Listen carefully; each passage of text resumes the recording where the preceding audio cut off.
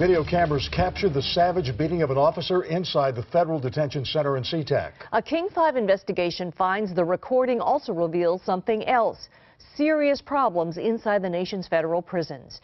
Chris Ingalls reports how one of those problems has a quick fix that prison officials just aren't using. Early morning at the federal detention center in SeaTac. He's working by himself right now. A single corrections officer is unlocking cells so inmates can start their day. He is all alone in this unit with at least, I'd say probably around 120 inmates. He has no one else to watch his back. It's exactly the moment the two inmates at the tables have planned for. They know that it's the perfect time to take us by surprise. He's got his back turned and they jump up and start the assault. You can see him struggling to get away. I can't imagine what must have been going through his mind. Inmate Sabir Shabazz, a pimp facing federal child prostitution charges, is armed with this pipe torn from the sink in his cell. This attempted murder in progress is stopped by some unlikely heroes, other inmates. Those two inmates that stopped the assault saved that officer's life. He must have seen that as a miracle. Michael Meserve is himself a federal corrections worker. They've armed themselves and they're waiting. Who says this video reveals the increasingly hazardous conditions that Bureau of Prisons employees face. Not just the attack. Get up here, we need help now! But its aftermath. Prison video shows Shabazz and another inmate, armed with this homemade knife, square off when other officers finally do arrive. On the right-hand side now we have an officer coming up with pepper spray.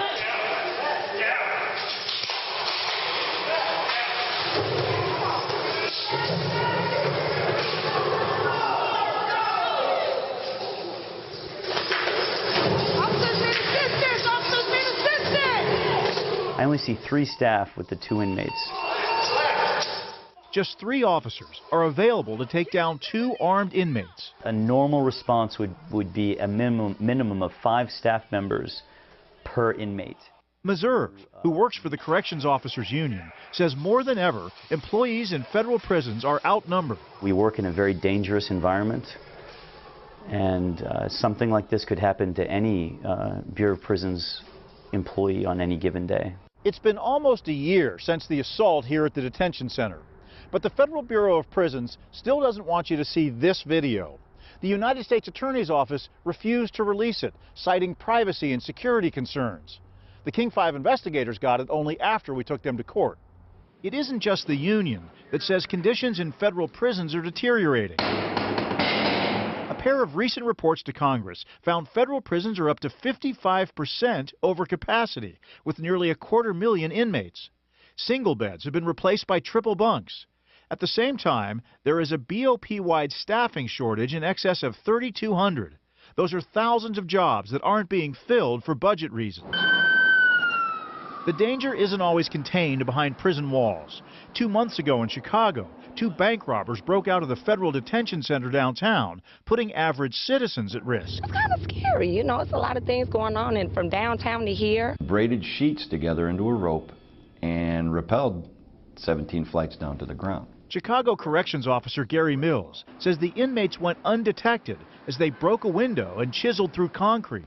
You had inoperable cameras, what we feel is an insufficient amount of staff working. Just creates a perfect storm for something like that to happen. Congress has cut back prison funding, but BOP has no authority to cut back on the tide of inmates. We have medical in the building. The officer injured at SeaTac has not recovered enough to return to work. Almost a year after the attack that nearly killed him, the early morning job of opening cells is still left to a single officer. That's a recipe for disaster. If the inmates are willing to conduct this kind of assault tomorrow, it could absolutely happen again.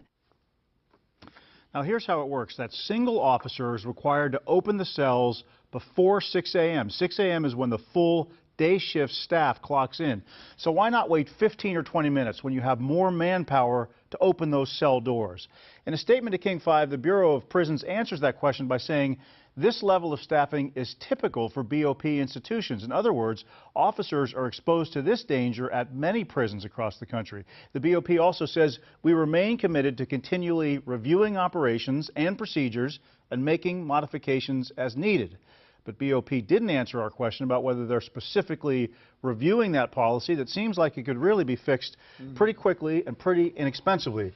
They've got a lot of complicated things they've got to deal with out there, but this seems like one thing they could fix tomorrow if they wanted to. Just wait 15 minutes until the full shift's on. Right. Wow. Very interesting. Thank you, Chris. Thanks, Chris.